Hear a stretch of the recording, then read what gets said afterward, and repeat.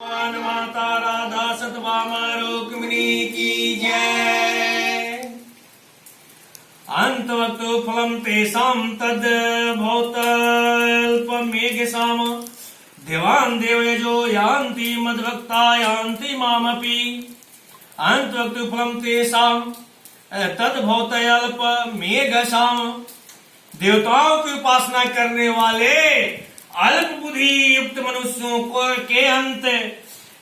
को अंत वाला था सीमित और नाशवान फल मिलता है।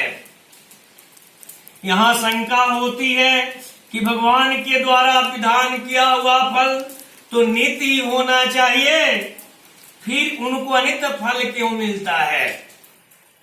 इसका समाधान यह है कि एक तो उनमें नाशवान पदार्थों की कामना होती है और दूसरी बात वे देवताओं को भगवान से अलग मानते हैं, इसलिए उसको नाशवान फल मिलता है।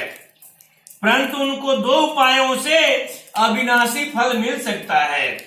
पहला, एक तो वे कामना न रहकर निष्काम भाव से भगवान की पूजा करें, उपासना करें, तो उनको अविनाशी फल मिल जाएगा। और दूसरा, वे देवताओं को भगवान से अलग न समझें और उनकी भगवत स्वरूप ही समझकर उनकी उपासना करें, तो यदि कामना रह भी जाएगी तो भी समय पाकर उनको अविनाशी फल मिल सकता है, अर्थात भगवत प्राप्ति हो सकती है। यहाँ तथा कहने का तात्पर्य है कि फल तो मेरा विधान किया हुआ ही मिलता है, पर कामना से वह नाशवान हो जाता है। यहाँ अल्पमेघसाम कहने का तात्पर्य है कि उनको नियम तो अधिक धारण करने पड़ते हैं तथा विधियां भी अधिक करनी पड़ती है, पर फल मिलता है सीमित और अंत वाला। परंतु मेरी आराधना करने में इतने नियमों की जरूरत नहीं है तथा उतनी विधियों की भी आवश्यकता नहीं है, पर फल मिलता है असीम और अनंत।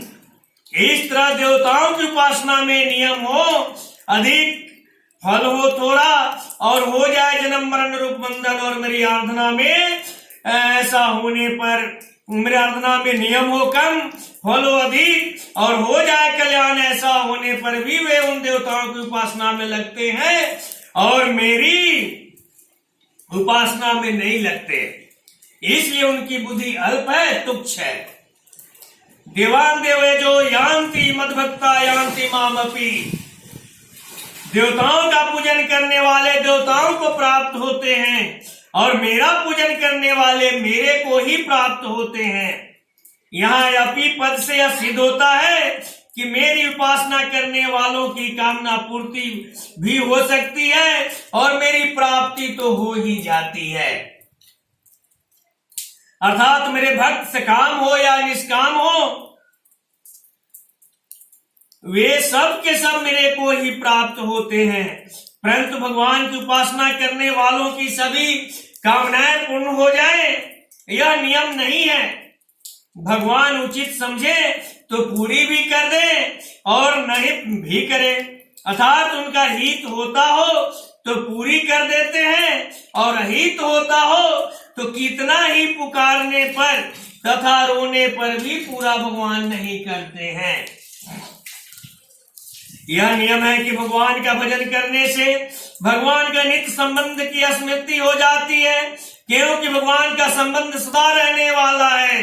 अतः भगवान की प्राप्ति होने पर फिर संसार में लौटकर नहीं आना पड़ता। याद गत्वा न निर्वतन्ते, परंतु देवताओं का संबंध सदा रहने वाला नहीं है, क्योंकि वह कर्म जनित है। अतः देवता लोक की प्राप्ति होने पर संसार में लौट कर आना ही पड़ता है। छीन्ने पुण्य मत लोकम विसंति, मेरा भजन करने वाले मेरे को ही प्राप्त होते हैं। इसी भाव को लेकर भगवान ने अर्थात जिज्ञासु और ज्ञानी इन चारों प्रकार के भक्तों को सुकृति और उदार कहा है। 7वें अध्याय का 16वां 18वां श्लोक, यहाँ मद्भक्ता यान्ति मामपि का तात्पर्य है कि जीव कैसे ही आचरण करने वाला क्यों न हो, आखिर है तो मेरा ही अंश। उसने केवल आसक्ति और आग्रह पूर्वक संसार के साथ संबंध जोड़ लिया है। अगर संसार की आसक्ति और आग्रह न हो तो उसे मेरी प्राप्ति हो ही जाएगी। सब कुछ भगवत स्वरूप ही है, भगवान का विधान भी भगवत स्वरूप है। ऐसा होते हुए भी भगवान से भिन्न संसार की सत्ता मानना और कामना रखना, ये दोनों ही पतन के कारण हैं। इनमें से यदि कामना का सर्वथा नाश हो जाए तो संसार भगवत स्वरूप दिखने लग जाएगा, और यदि संसार भगवत स्वरूप दिखने लग जाए तो कामना मिट जाएगी।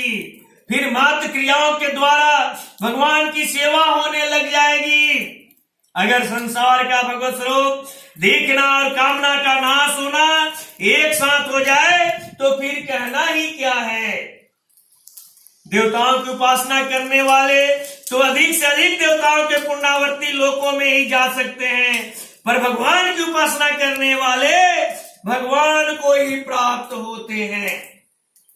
हाँ, अगर साधक की देवताओं में भगवत बुद्धि हो अथवा अपने में निष्काम भाव हो तो उसका उद्धार हो जाएगा, अर्थात वह भी भगवान को प्राप्त हो जाएगा। परंतु देवताओं में भगवत बुद्धि ना हो और अपने में निष्काम भाव भी ना हो तो उद्धार नहीं होगा। देवताओं की उपासना का दोष यह है कि उसका फल अंत वाला अर्थात नाशवान होता है, क्योंकि देवता खुद भी सीमित अधिकार वाले हैं। अतः जो भगवान को छोड़कर अन्य देवताओं की उपासना करते हैं वे अल्प बुद्धि वाले हैं। यदि वे अल्प बुद्धि वाले न होते तो नाशवान फल देने वाले देवताओं की उपासना क्यों करते, भगवान का ही उपासना करते अथवा देवताओं में भगवत बुद्धि करते। भगवान की उपासना तो बड़ी सुगम है, उसमें विधि की नियम की परिश्रम की जरूरत नहीं है, उसमें तो केवल भाव की प्रधानता है। परंतु देवताओं की उपासना में क्रिया विधि पदार्थ की प्रधानता रहती है। मनुष्यों को संसार की कितनी ही विद्याओं का कला कौशल आदि का ज्ञान हो जाए तो भी वह अल्प मेघा ही है, यानी तुच्छ बुद्धि वाला ही है। वह ज्ञान वास्तव में अज्ञान को दृढ़ करने वाला है, परंतु जिसने भगवान को जान लिया है उसको किसी संसारिक विद्या कला कौशल आदि ज्ञान न होने पर वह सर्वविद है। बोलिए प्रेम से कृष्ण भगवान माता राधा सतभामा रुक्मिणी की जय।